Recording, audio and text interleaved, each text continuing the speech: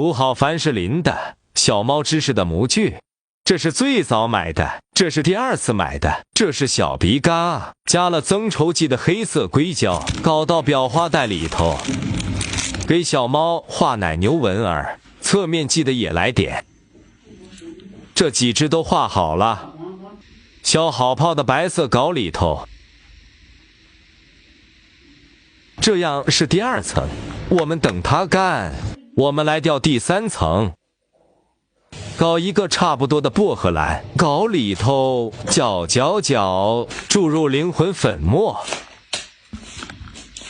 侧面希望能呈现一个这样的状态，但这个粉末是会沉底的。静置了一会儿，沉底了，侧面影响不大，差不多干了，可以倒了。稿里头胶水调多了没关系，我们做个别的小鼻嘎。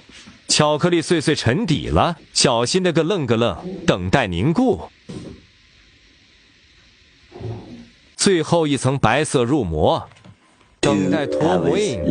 生了，这3个模具都没出现粘连的情况，加了增稠剂，有很多气泡。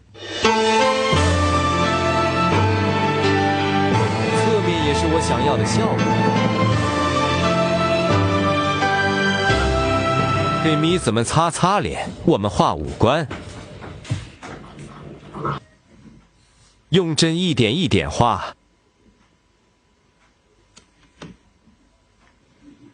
啊，终于画完了。小鼻嘎也太可爱了吧！明天装袋放个屁股，TT。